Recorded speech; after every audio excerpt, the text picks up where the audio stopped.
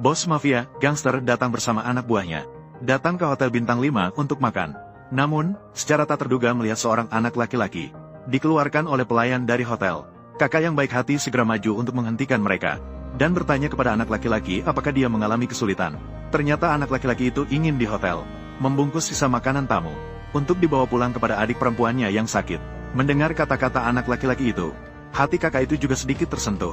Maka dia mengeluarkan segepok uang untuk diberikan kepada anak laki-laki, agar dia pergi lebih dulu untuk membawa adiknya berobat, dan memberitahunya bahwa jika dia lapar, datanglah ke sini untuk makan.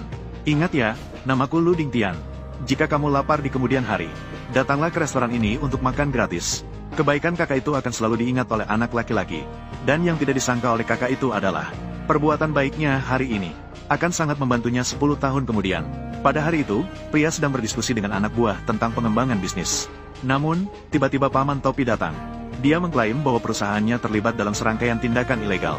Pria itu tidak percaya dan bertanya kepada anak buahnya. Ternyata itu adalah anak buahnya. Dia telah melakukan beberapa perbuatan curang tanpa sepengetahuannya. Setelah mengetahui alasan di balik kejadian tersebut, pria itu tidak menyalahkan anak buahnya. Sebaliknya, dia merasa bahwa dia kurang mengawasi mereka. Dia pun memutuskan untuk menanggung semua kesalahan. Jadi, setelah memberitahu anak buahnya untuk menjaga sejumlah uang yang dia simpan di sekuritas, dia dengan tegas bersedia menanggung hukuman penjara untuk anak buahnya. Namun, pria itu tidak pernah membayangkan bahwa semua ini adalah ulah anak buahnya di belakangnya. 10 tahun berlalu dengan cepat. Pada hari ini, pria itu akhirnya bebas dari penjara setelah masa tahanan selesai. Namun, tidak ada satupun anak buahnya yang datang menjemputnya. Pria itu terpaksa berjalan kaki menuju hotel tempat dia dulu, untuk melihat apakah para saudara itu masih ada. Dia kebetulan bertemu dengan anak buahnya yang membantunya menanggung hukuman. Juga datang ke sini. Setelah kedua orang itu saling menyapa dengan sederhana, pria itu pun menyatakan ingin mengambil kembali dari anak buah simpanan 30 juta yang telah dia jaga dengan baik. Namun, anak buah itu menyatakan bahwa dia telah berinvestasi di saham dan kehilangan semua uangnya. Apa yang kamu katakan? Tian Ge, kamu tidak akan menyalahkan saudara kan? Melihat keadaan sudah seperti ini, pria tidak punya pilihan. Jadi dia hanya bisa meminta anak buah untuk mengatur pekerjaan untuknya dan tempat tinggal. Dan anak buah itu tampak setuju dengan baik. Namun setelah pria itu pergi, dia diam-diam menyuruh bawahannya untuk mengatur pria itu menggosok sepatu di depan hotel.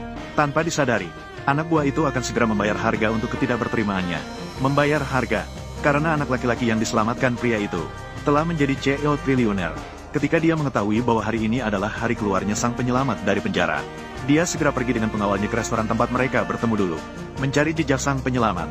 Sementara itu, pria di sisi lain dibawa oleh pelayan ke pintu keluar. Tuan Tian, kan, restoran kami sebenarnya tidak memiliki lowongan pekerjaan. Hanya bisa meminta Anda untuk merendahkan diri, untuk membersihkan sepatu para tamu.